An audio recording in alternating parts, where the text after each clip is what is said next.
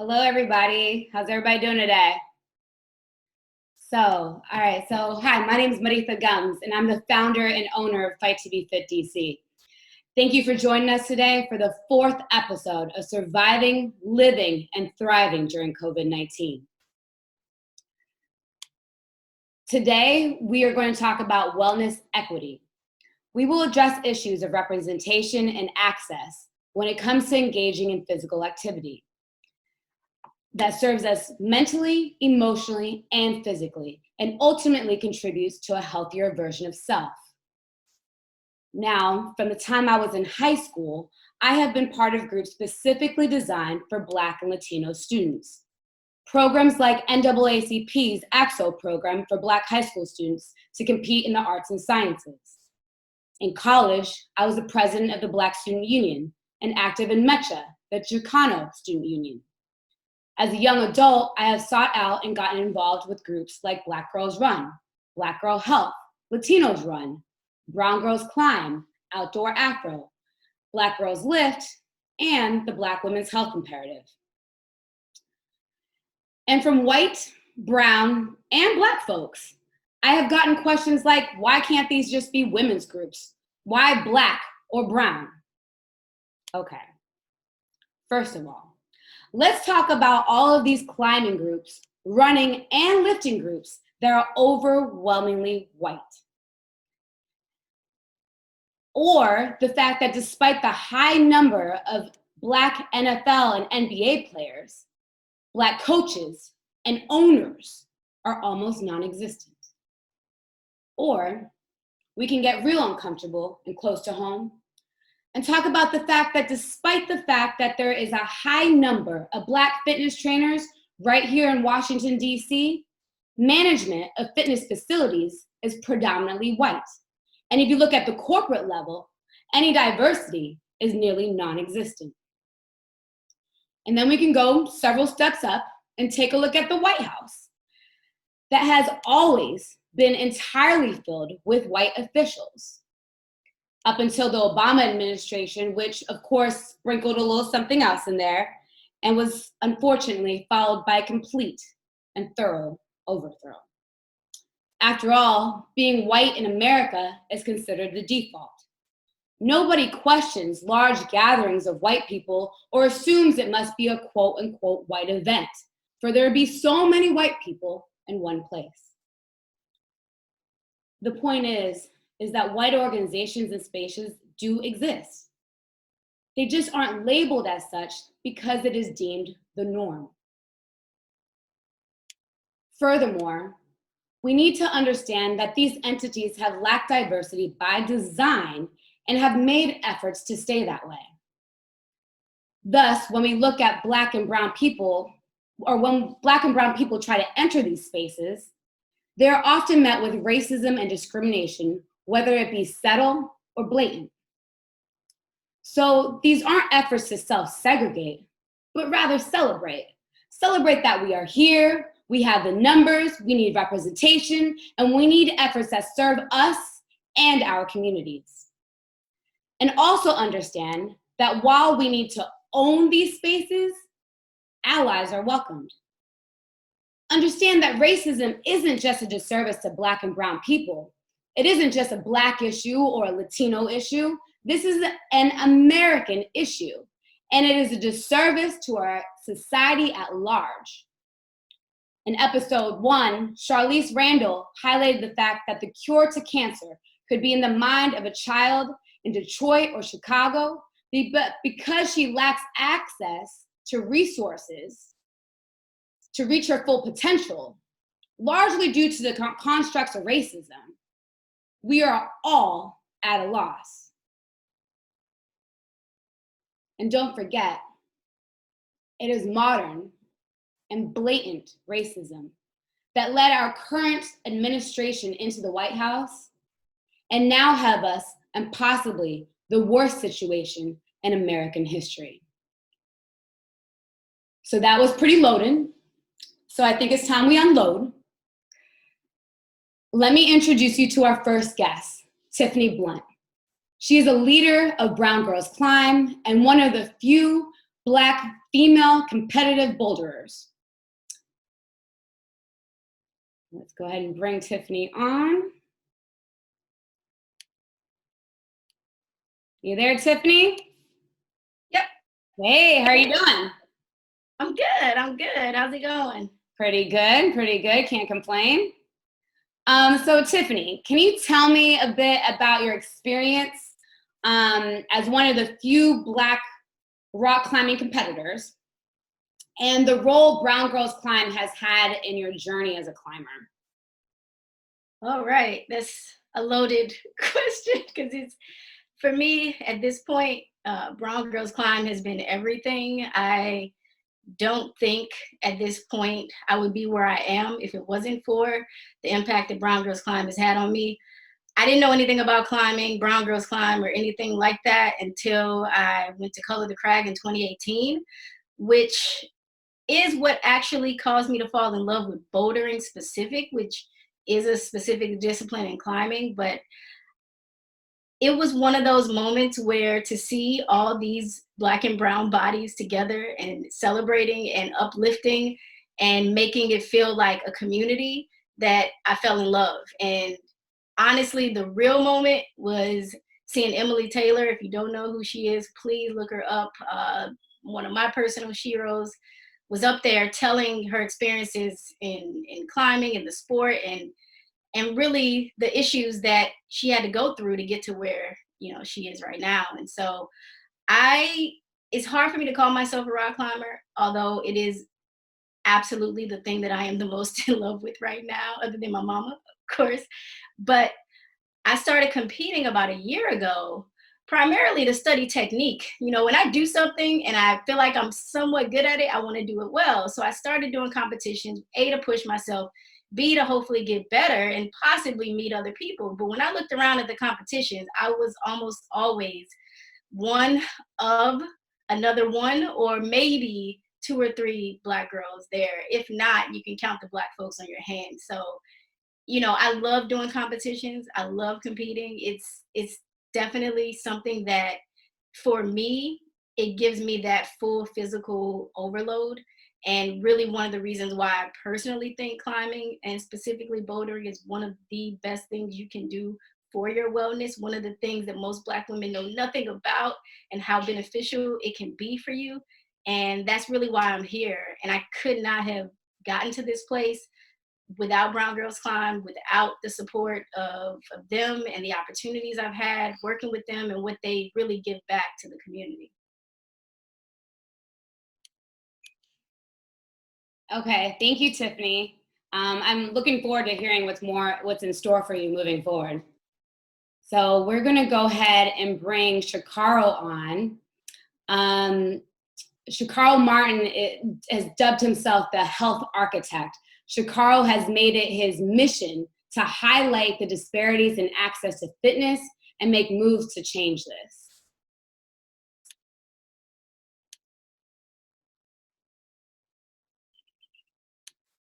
Let's see, so we're gonna go ahead and bring Shakaro on.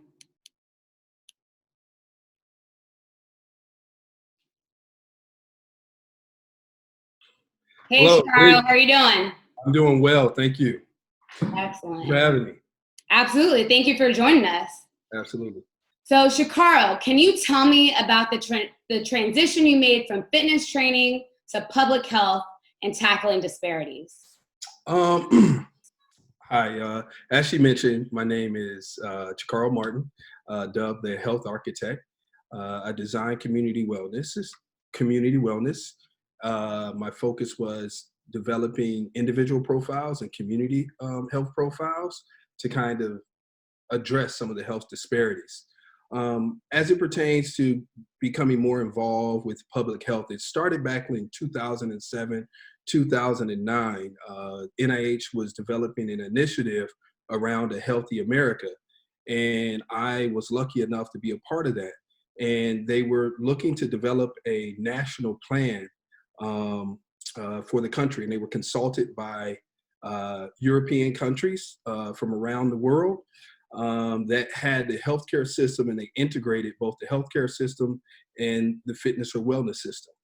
And that was very eye-opening for me. And so I was predisposed to being more aware of some of the intricacies, the inner workings of the systems that I would have liked to see in the States. But that being said, where it became more of an experience and it became more pronounced to me, not only because of recognizing the chronic illnesses that were prevalent in my own family, it became more apparent to me as I started servicing the general community. About 2000, I think it was 2010, there was new development happening throughout DC, and they developed these new luxury condos and apartments, and they had these fitness facilities in them. And they saw some of the specs, and they said, look, this is what we're going to design. We want some fitness facilities here. What do you think? And I kind of gave some suggestions. 18 months later, I was asked to kind of lease some of the spaces and do some of the programming in some of the spaces. During that time, most of these places were made up of mixed income, and those on the lower end of the income bracket happened to be African American. And our price point at the time was a little high, and many of the people that were on that lower end of the economic scale could not participate.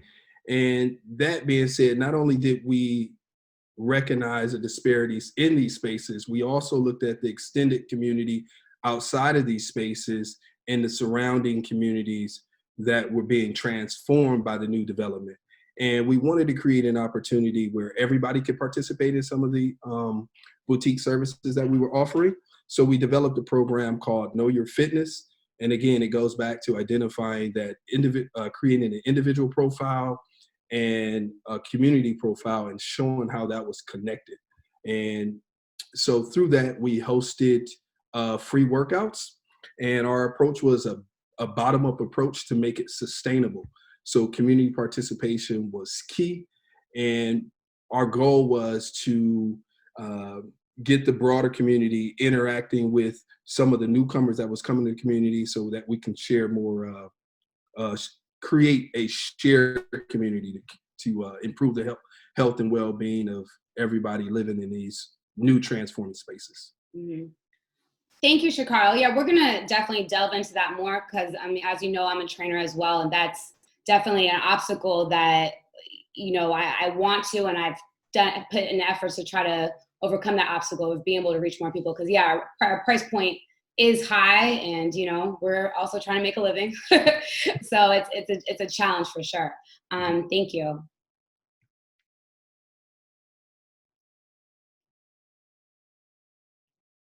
All right, I'm gonna go ahead and bring Tiffany back on. All right, you there, Tiffany? Yep, I'm here. So Tiffany, what do you see as some of the biggest obstacles for Black and Brown women participating in rock climbing specifically? Oh, well, there's a lot, obviously.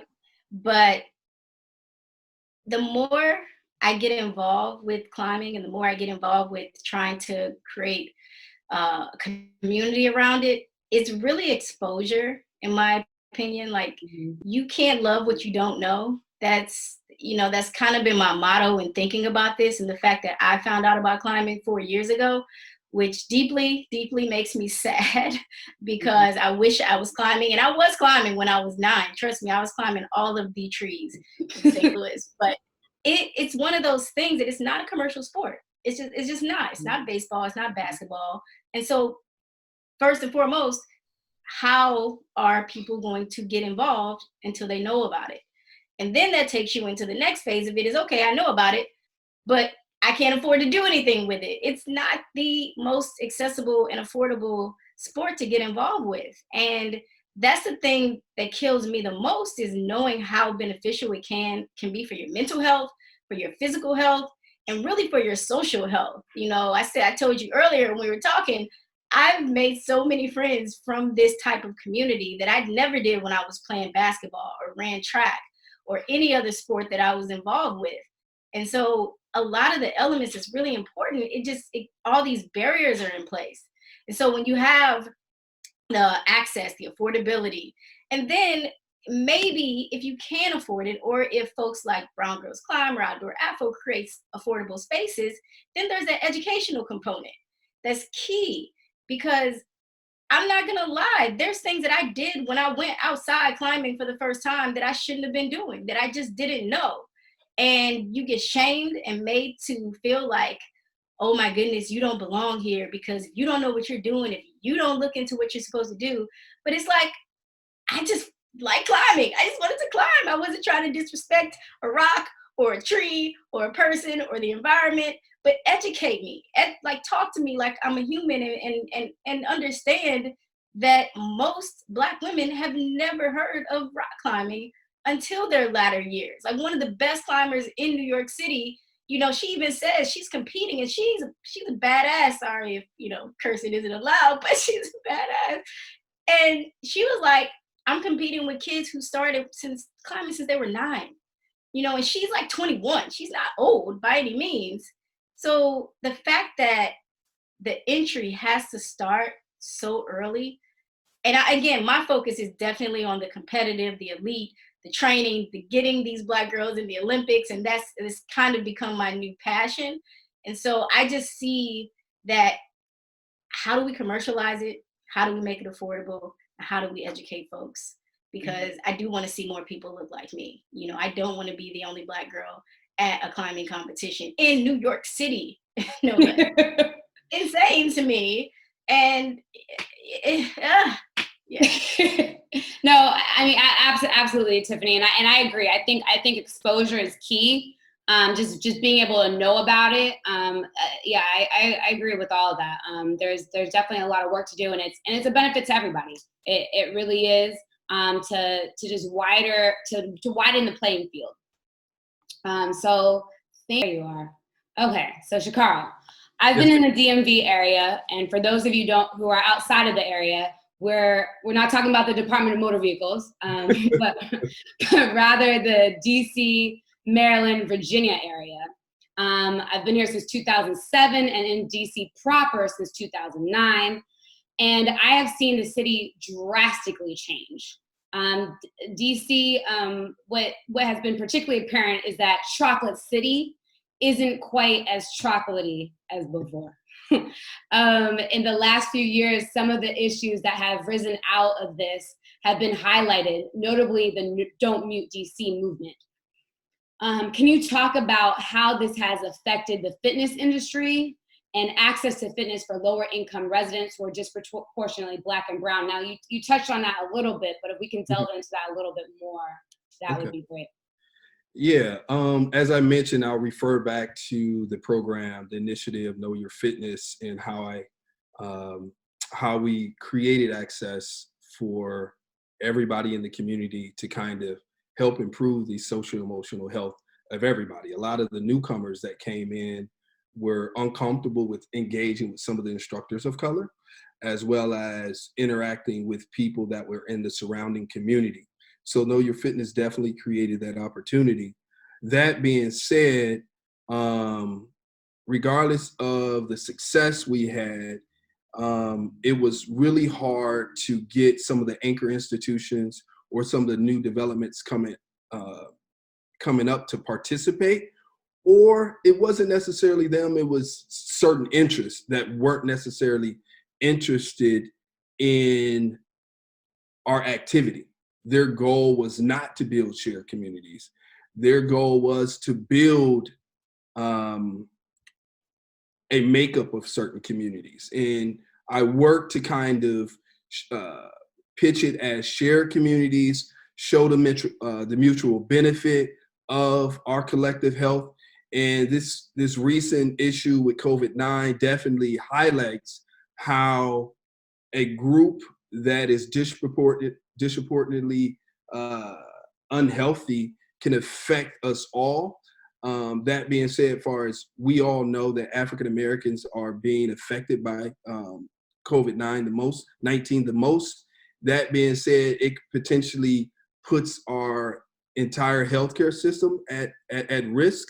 that wasn't something I could pitch at the time, but I tried to speak to them in reference to how it improved the interactions with others, how it improves the mood. You could walk a block away and the mood from one street to the next was dramatically different. And I wanted to kind of change that tenor. And I really got a lot of blowback in reference to really building sustainable relationships, and people prevented certain relationships for us to kind of be sustainable and be able to scale. So it was definitely, I was definitely,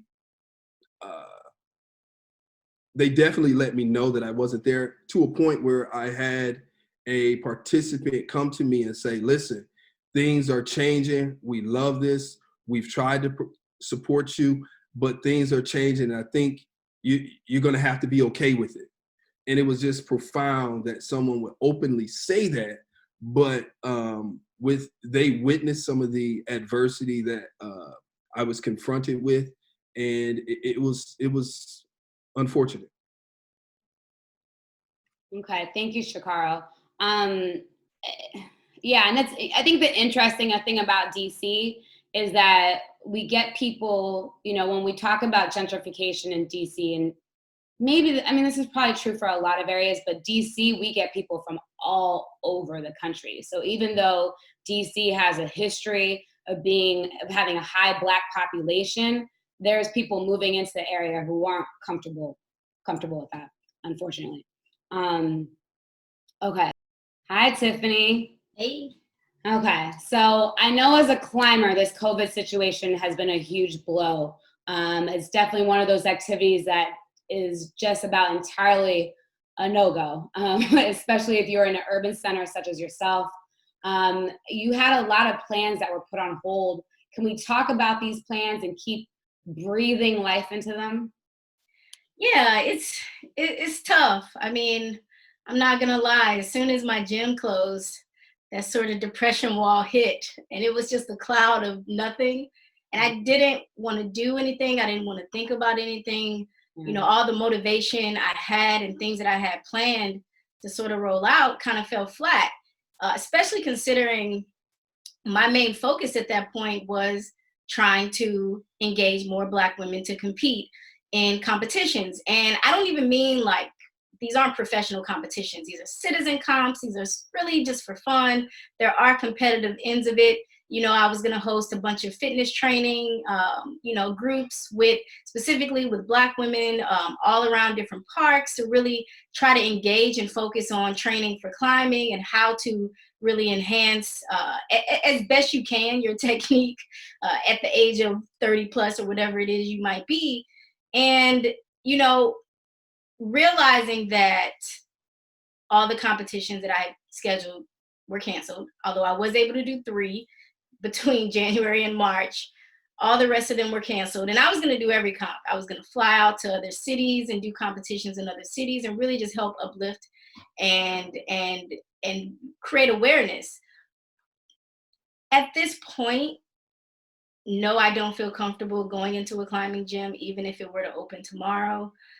There's a lot that you have to consider when crags, as they are called, or spaces, outdoor bouldering or outdoor climbing spaces, begin to reopen. And, for me, I'm just trying to focus more on developing the back end of Black Girls Boulder and what I really want to do with that and helping the youth. And so I've really redirected my focus into that. But I really just want to be an advocate for the space, because it is difficult as a climber to know that the gyms are struggling. And it's even more difficult to know that the outdoors may struggle just as much, because everybody's going to think, well, I'm not going to climb in a gym, so I'm going to climb outside. So how to be a voice to help people do that safely, navigate that safely. And I don't necessarily mean falling off of a rock. This virus is real, whether there are people who want to believe it or not. And having 500 people congregate at a crag, especially New York City, when there's like 2 or 3 main places that you can go climb, it's going to get crazy. It's going to be overwhelming. And So I'm just trying to work with different organizations to try to help educate folks on how to do it safely and figure out a plan for that to go on. And my plans aren't going to stop. My brain is always moving. One of the things I realized quickly when this all happened is the things that I want to do can't be based on the moves of a gym. I can't expect a gym to make what I want to do happen. You know, training young girls, building elite climbers, and mentoring girls and really helping them feel like they belong and that they aren't aliens, because even if it's a little girl who's on a climbing team at a gym by some chance, it's likely she's probably the only Black girl, and you don't understand how that feels until you are what I call the only. There is a syndrome that you get when you walk around and no one else looks like you. Mm-hmm. You know, it's weirdly traumatic. And oddly, right before all this stuff happened, I had that moment at a really popular gym in New York City. And I love the gym, top 3, period. It's not a knock on the gym by any means. But there was a moment in that gym when I was the only Black person, not woman, person. And, you know, probably my new best friend in the world actually recognized that and was like, you good? You good? And I was like, oh my God, you okay? I'm not tripping. This is bananas right now. And I'm not saying it wasn't, you know, a mix of men and women and there weren't other cultures represented, but there was no one else in that gym who looked like me. Mm-hmm. And for a girl to be on a team with kids who don't look like her, or for a girl to compete in a competition with folks who don't look like her. And personally, sometimes you don't feel like you're even uplifted or celebrated because they got their own crew and their own group. And climbing is very cliquey and community oriented. Mm-hmm. And it's once you got your tribe, you're good. But, you know, it's one of those things. So yes, COVID sucks. I hate you. Go away. Please go away. Literally are ruining my entire mental and physical health in life. But it's not going to stop. You know, I don't think this is the end of climbing. I don't think this is the end of sports. But I do think understanding how to be flexible and realizing that you got to make the moves. The moves aren't just going to happen based on somebody else's equity and their establishment. You know, I got to build. Mm-hmm. And that's what I'm going to do. Mm-hmm. Okay. Yeah. I mean, yes, definitely. Definitely. And we were actually, and I'm going to go ahead and bring Shakaro on because we were talking about that. About he has some resources for you he wants to share later on. But we were talking about just, you know, this is still a time that you can build. You can build your base. You can build your community.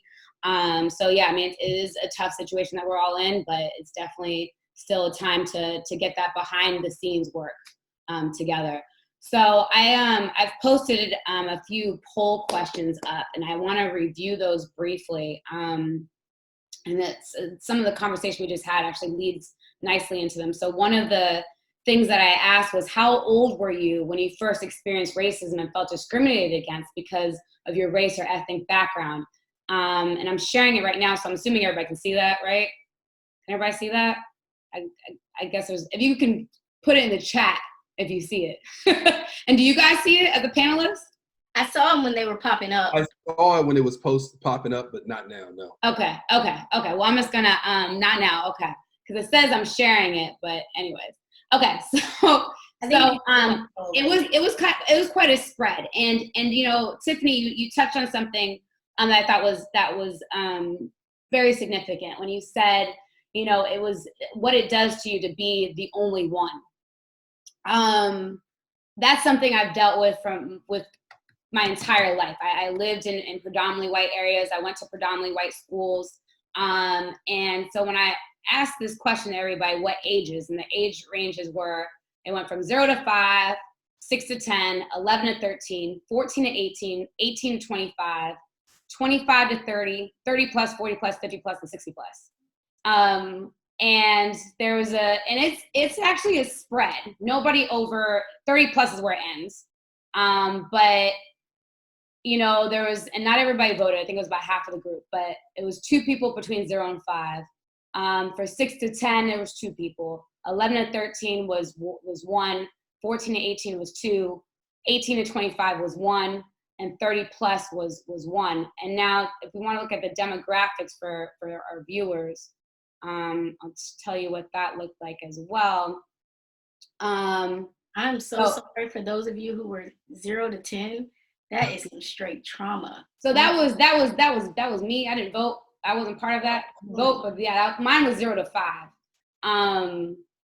But yeah. So that's why I talk as loudly as I do. But anyways. What was? Go ahead. I'm sorry. Oh no, it's okay. So 50% of those who voted were Black. The rest were, and I broke it down. I try to break it down as much as possible. I broke it down. The options were Native American, Black, Asian, White Latino, Mestizo Latino, Indigenous Latino, White, Pacific Islander, other, and mixed race. Okay, so half of the group is Black, 1 Mestizo Latino, 1 Indigenous Latino, 3 white people, and 1 mixed race person. So yeah, I agree with what you're saying, Tiffany. That like, and it's that representation. It's that representation across the board, wherever you live, whatever you're participating in. It's an issue that we have with media. It's an issue that we have with, and when I say media, it's what we're watching on the television, it's the movies we're watching, and it's also the ads. That's something else to delve into too, because a lot of the athletic ads that we look at, you open, these different athletic companies that are selling clothing, equipment, etc. And if you look at it as a fitness trainer, I don't know if you've noticed this, Shakaro, but as a fitness trainer, when I'm trying to use stock photos, if you look up stock photos and you've seen that, I saw that smirk. You've seen that, right? You try to look for people, you try to look for Black people, you try to look for brown people, you are hard pressed, wasting 15 minutes scrolling through the picture that you want because there are so few to choose from. So what I want to do now is and there's a couple more polls that I'll post up as we go. But I want to go ahead and have a group discussion with the 3 of us. This is also, and also we'll have a Q&A at the end for the last about 10 minutes of the 10 minutes at the end of today's episode. But if you want to start putting Q&As, questions in the Q&A, you can go ahead and do that. If you have comments to add to the chat, you can go ahead and do that as well. And Tiffany and Shakara, if you can help me kind of sift through those, that would be helpful as well. So to lead our conversation, I first want to point out that it's not a coincidence that Black and brown people are disproportionately represented as the poorest and most disenfranchised. No, this is a fact. This fact is the product of colonialism, slavery, and then white supremacy, and the fact that these have not only been sequential, but all 3 have existed together.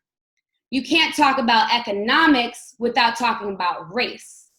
Understand that this country was built on the backs of African slaves, free and forced labor, and today we have prison systems that hold wrongly accused and over-prosecuted Black and brown people who also execute free labor. Look it up. And additionally, we can talk about the food you had for dinner this evening and where that came from.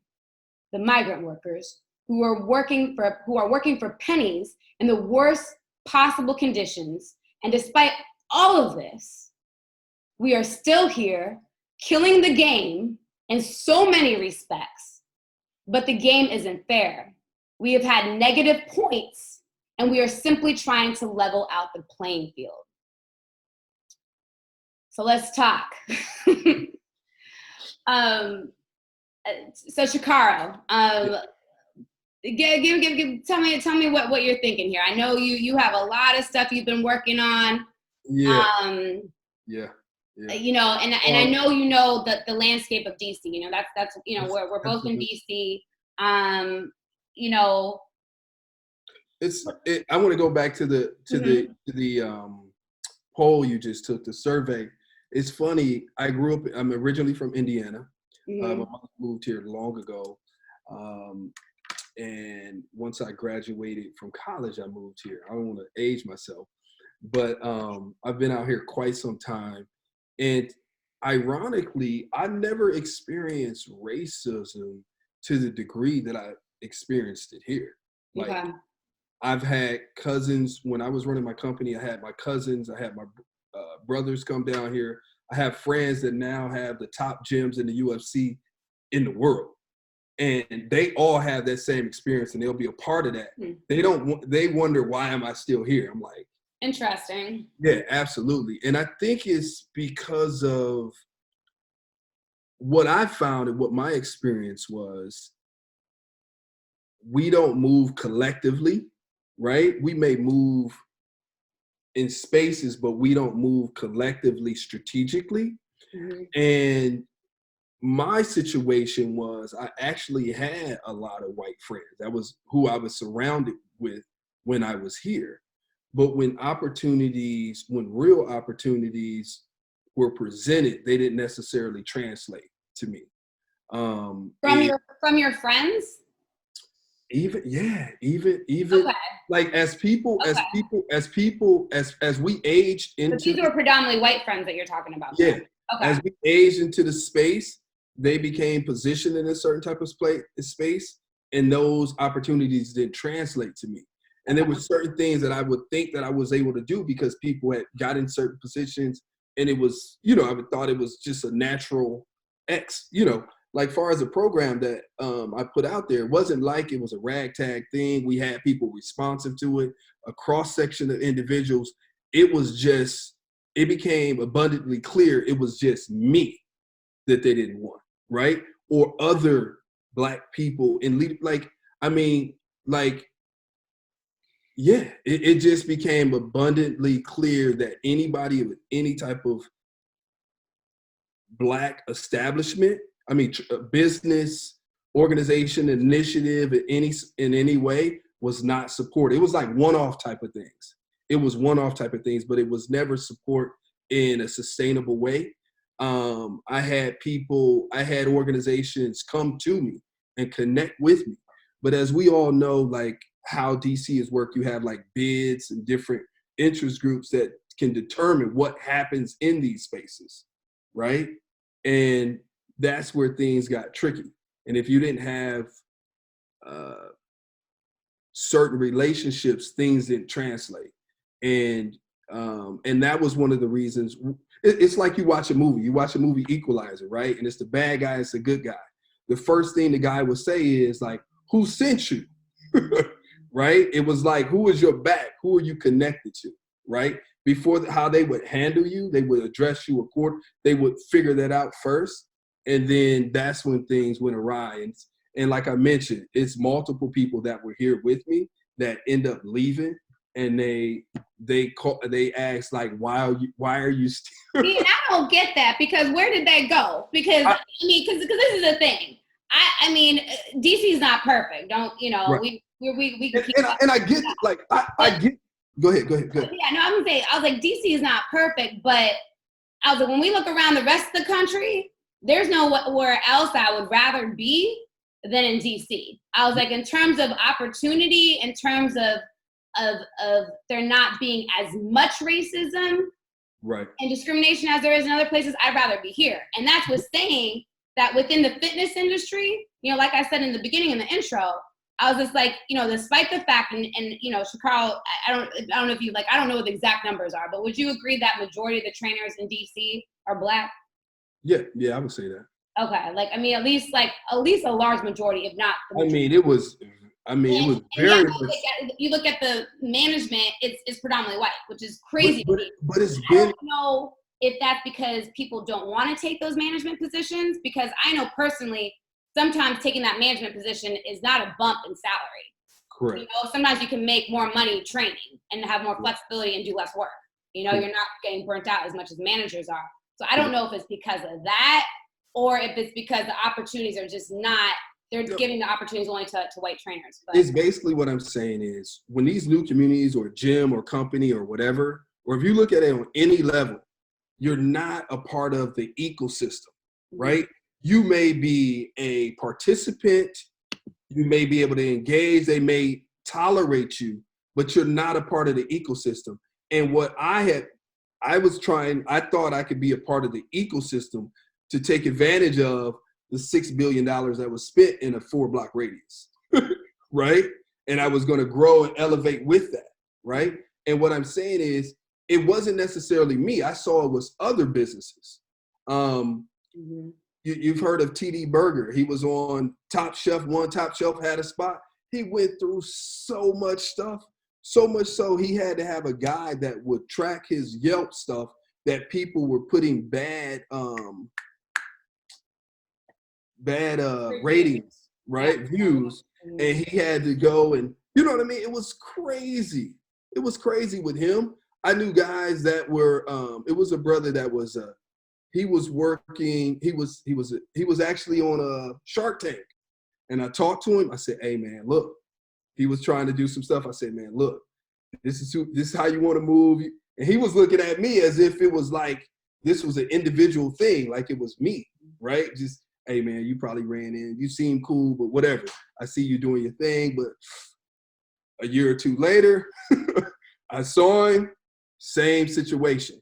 I didn't give him a hard time, but I was like, listen, I was trying to explain to you, if you're not connected to the political class here, like there is a Black political elite, and there are opportunities. Right. There are opportunities for tremendous opportunity here in DC and access if you get it, right? Unlike there would be in Indiana. But I would tell you this, my brother that left and what he learned from me, he'll be on there. He has a logistics company. And where did he go?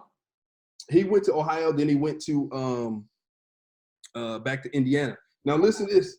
Listen to this. One went to Texas. I got a friend that's in Texas. One is in. I know Texas is not better. Oh, he has the top. No, listen, he has the top. He's not Black though. He's Arab. He's okay. Arab.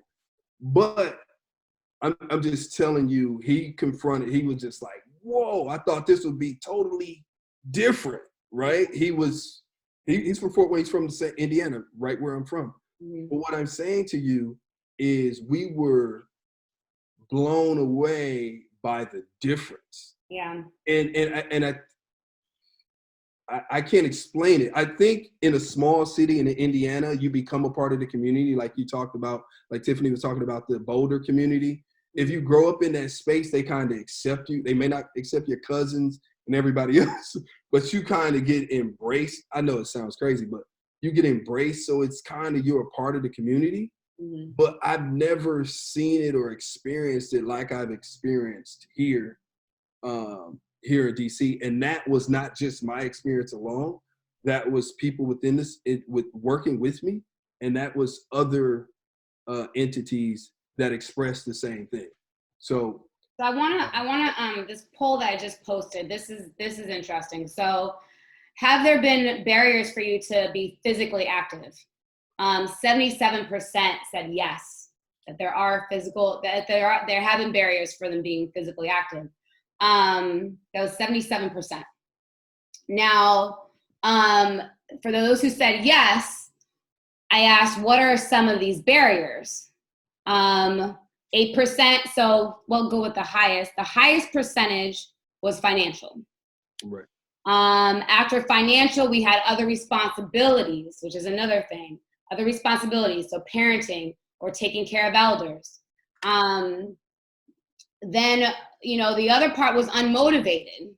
That was high too. That actually was, so that was 23% said unmotivated, which that's something I want to, those who said unmotivated, that's been a barrier.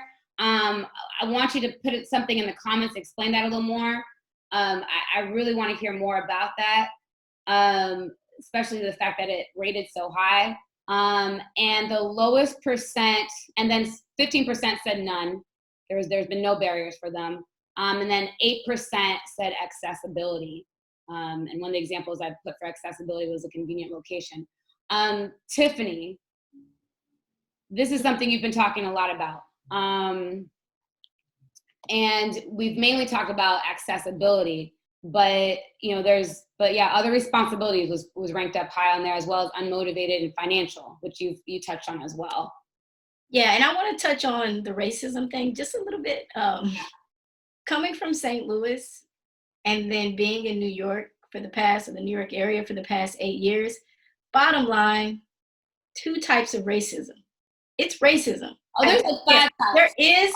I've identified like 5 different types of racism, but go I'm on. sure you can break them down into subcategories, Mhm. but the bottom line is racism is here. Racism exists and it will continue to exist. Mhm. In my mind, I no longer am living in a fantasy world that, oh, racism, it's going to end. We're going to all join arms and love one another. But there's subtle and there's blatant racism. I've had people be completely straight up racist to my face.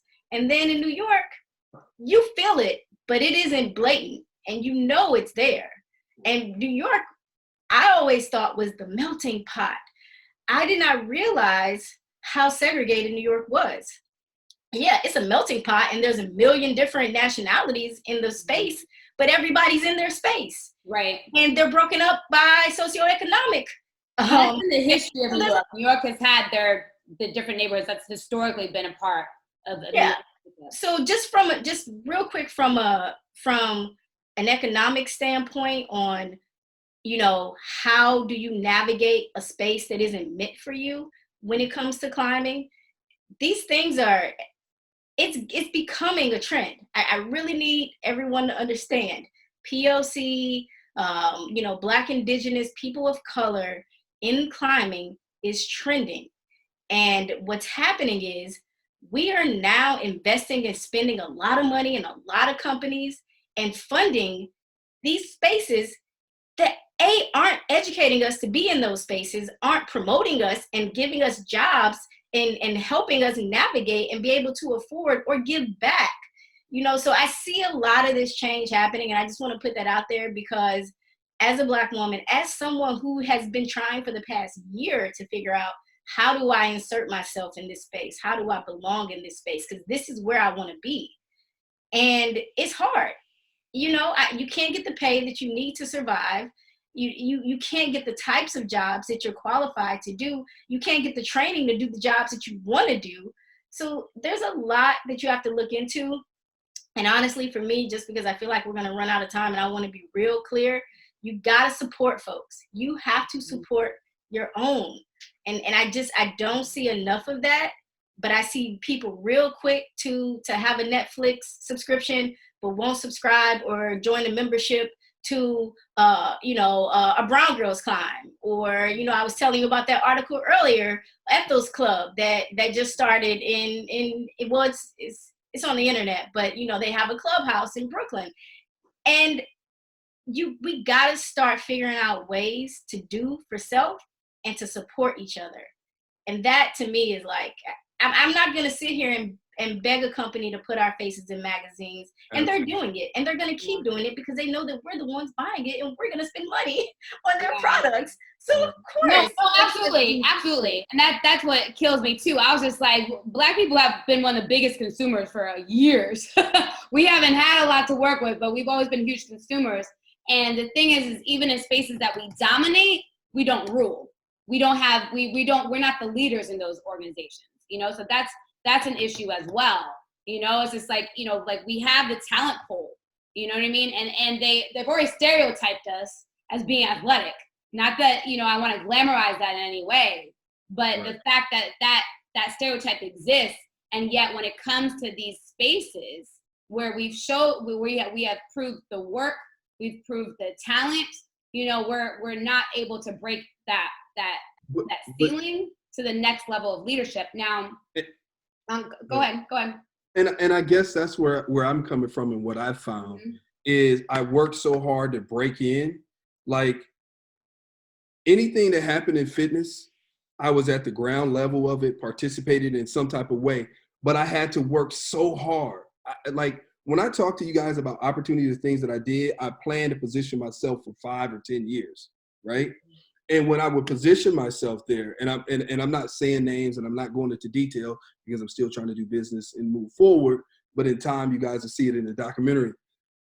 And you guys will be blown away by some of the experiences I had and how I positioned myself. And what I'm saying to you is I worked so hard to get in position, And what I think we need to realize, we will never be in position. The position is not for us. And I think what we need to do is create our own so that we can negotiate, not to be confrontational, but to negotiate our space and our opportunity. But I can't negotiate my value. I went in these spaces, I swear to you, in these spaces, when I had this, I had over 708, I can't remember, over 700 people to participate over 18 months. There was an institution that came to the city and they were really having a hard time. I had worked with a guy in Maryland. His name was Kyle. He was an Asian guy. Worked with him on a project. He came here. They brought him to DC. He said, listen, this is my guy, right? Showed him the numbers. I showed him the black and white. Man, they came in, brought me down and sat down. They said no they said no to everything, where it became apparent to him to shut up and quit bringing me in, right? So what I'm saying to you is, it was abundantly clear that we have to organize in a way where we have our value, our support system, and we negotiate our space. I don't think it's always that they're necessarily being racist. I think they have shared values that we don't share. What values do you think those are? Because I mean, they're so very racism. You know, like as we just talked about, racism comes in a lot of different levels. It doesn't have to be, whitehood racism. Okay, I'll put it this way: it is racist. What I'm saying is, they don't care about that black girl learning how to climb, right? They don't care that. I see what you're saying. It's not a priority to them, right? It's not a priority. Right. Well, and that's the thing too that Tiffany and I talked about in the Q&A. Tiffany was just like, it's not like I can just pretend I'm not black. Like I'm, everywhere I am, like I'm a black woman, is what Tiffany was saying in the Q&A. It's not like she can just climb rocks and just be, but she's able to release a lot of any tensions that she's having or whatever. But it's always something that exists, and it's always something that is that presents challenges being in America. Right. But for a white person, unless, if they don't take the time and put the effort and put the work into understanding what exists outside of themselves, it's not something they're just like, we just want to climb, or we just want to run a fitness facility. We just want to run a business. That's it. You know what I mean? That's a lot of what it is. And like, absolutely. You know what I mean? And I don't know if you guys have had this joke, but we have like the running joke would be like, those are my favorite kind of white people. Not those kind of white people, but the white people who get it. You know what I mean? Because we know white people like that. They just get it. You can have these conversations with them and they get it, and they're making their points and they get it. I was like, those are the coolest kind of white people. And those are the ones who have to start yelling and screaming. Absolutely. Because they're family members.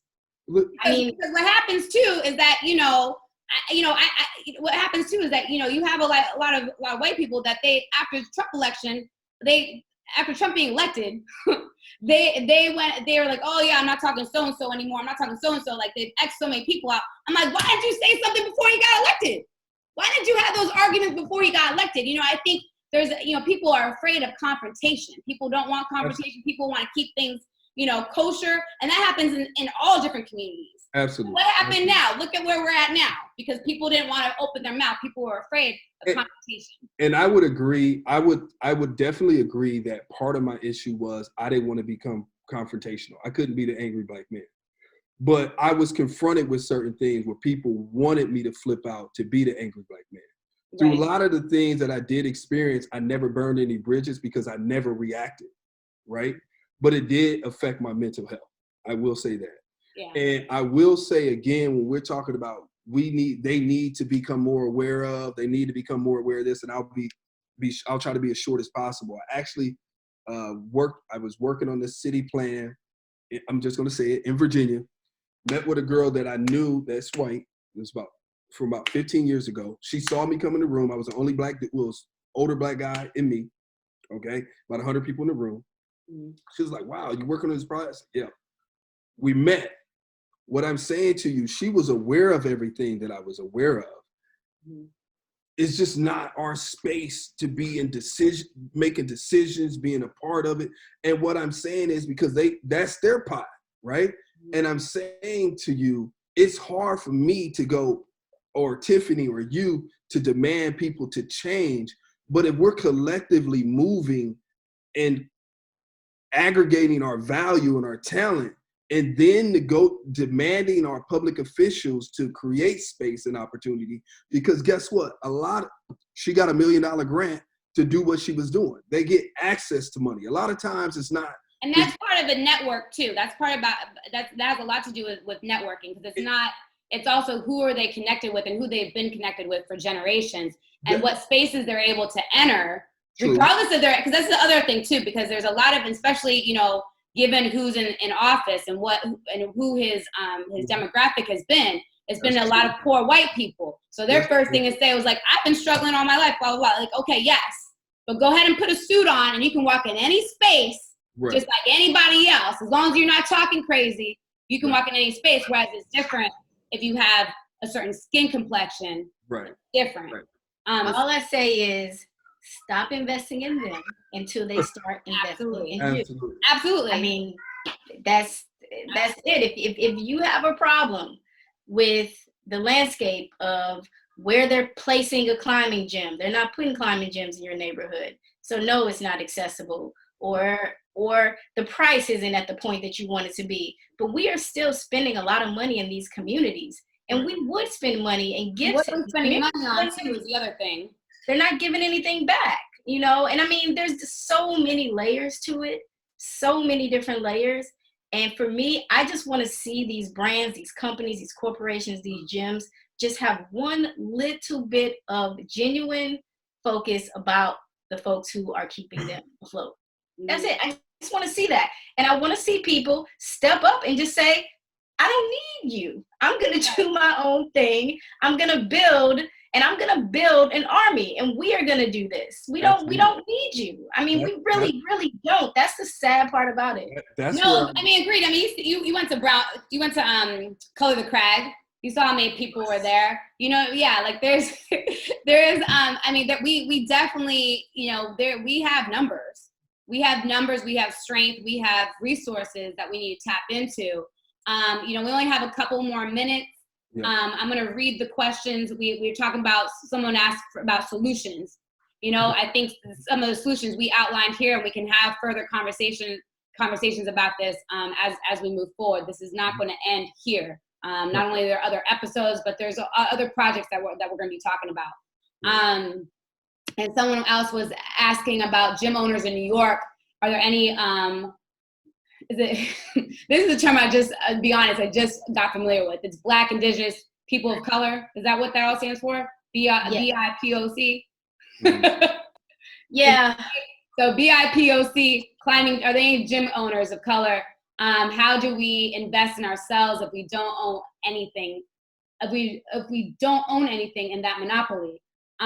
So, first of all, do you know of any, Tiffany, in New York? I know you're in New York. I mean, I will not stand here and say that I know the ethnic backgrounds of anyone who owns a gym. Okay. I know Abby Dion is the only Black woman who owns a gym, and that's in Florida. That's all I know. I have not heard, and honestly, the overhead of owning a gym, and trust me, if I could pop 10 up right now, and I surely would happily, and I put them bad boys in the middle of, like, not Bed-Stuy, not New Bed-Stuy. I'll put that bad boy in East New York. I'll put one in Newark, New Jersey. Like, if it were up to me, because if they're not in certain communities, they won't hear about it. But I do not know of any Black gym owners, as I said, other than that. If there's more, I can't. That brings us into what our next episode is about. So our next episode, we're going to talk about money. Okay. So please tune in. I know everybody wants to know about money. Money is what allows for a lot of things to happen.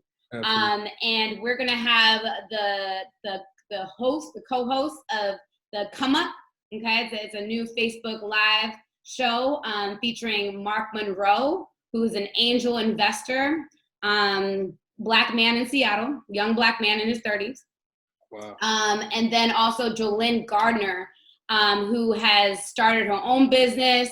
She was a lawyer by training, but now has branched into a few different projects that involve art, and she'll be able to tell you about that. But she has worked with Mark and improved her investments and has learned the world of investing. So I think that would be a great place for us to continue this conversation about how do we work with money to achieve our goals that we want to achieve. So please go ahead and tune in next week, 7:30 p.m. Every episode is on Thursdays. You register on my website, fight2befitdc.com. You register and you get the Zoom link just like you all did. So please go ahead and tune in again. If you haven't joined my mailing list, please do so. You'll stay updated on everything that's going on. And feel free to shoot me any emails if you have any questions. Shakaro, Tiffany, thank you so much for joining me today. And I look forward to having more conversations. Have a good night, everybody. Thank you for joining us today. Thank you.